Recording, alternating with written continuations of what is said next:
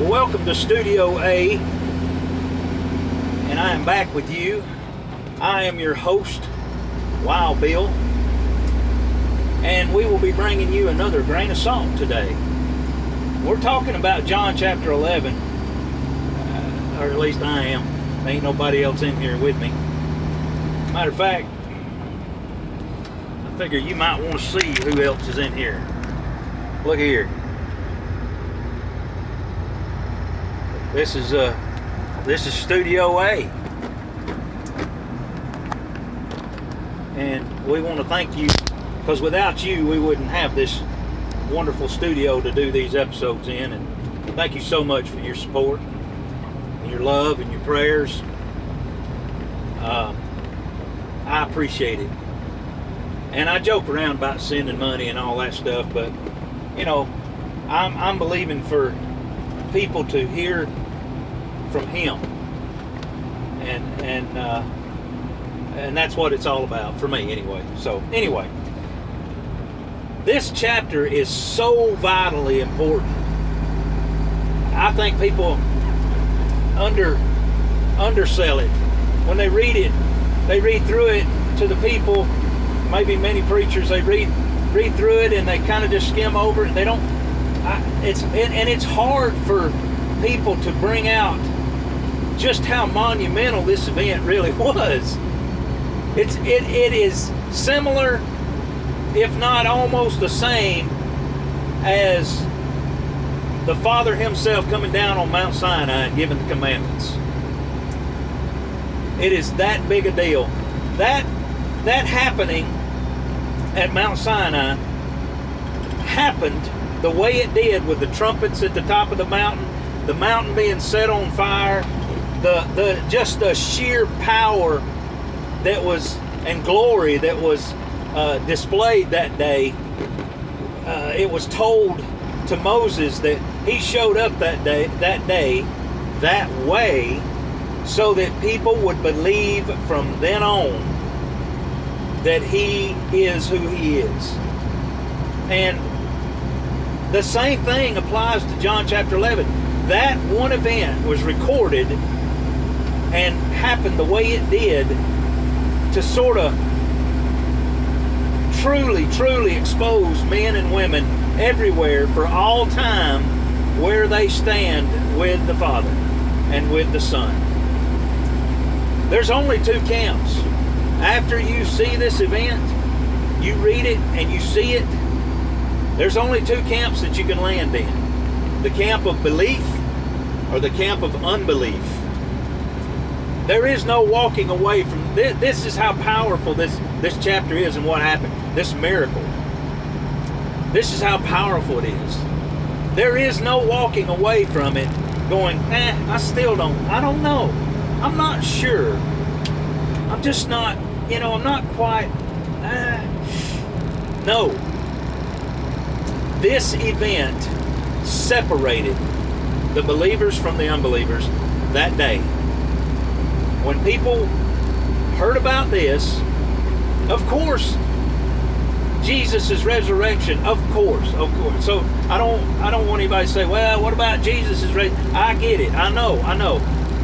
But He was making a point to everybody that was there that day, and there were possibly thousands. Possibly, because this is a main thoroughfare from Jericho to Jerusalem, and people were on their way to celebrate Passover and unleavened bread. They passed this way all the time. And He did that event, He did that miracle for that reason, because there were going to be a lot of people there. There were going to be Pharisees, there were going to be Sadducees, there were going to be people.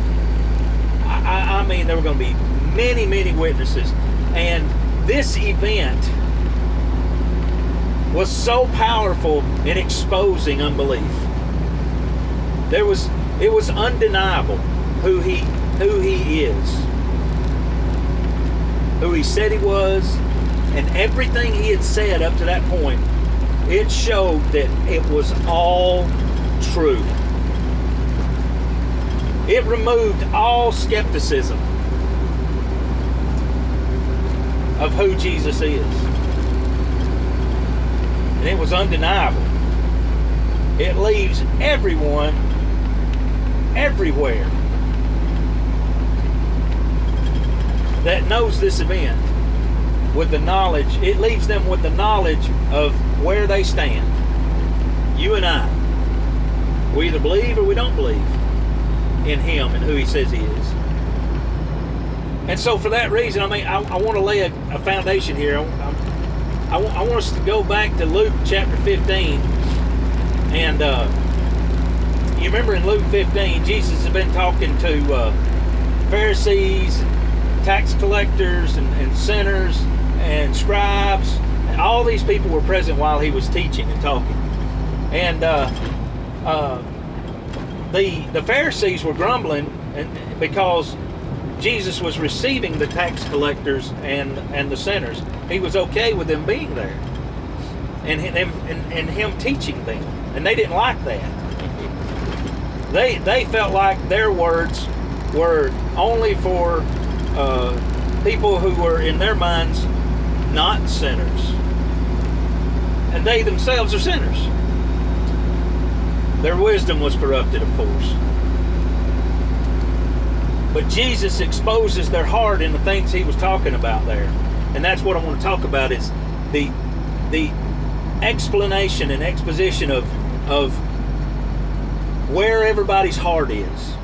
Alright? This is just another example besides that miracle that happened in John chapter 11. And it might help bring better understanding when we get into John chapter 11 a little bit deeper. But again, back Luke 15, he had been talking about the lost sheep. He had been talking about the importance, where value should be placed by all of us, what we should think about, what's the most valuable. And he had been talking about the lost sheep, and that the man that had all the sheep, and he had the 99, and he left the 99 and went after the one because the one was important. It was valuable. It was no less important than the 99.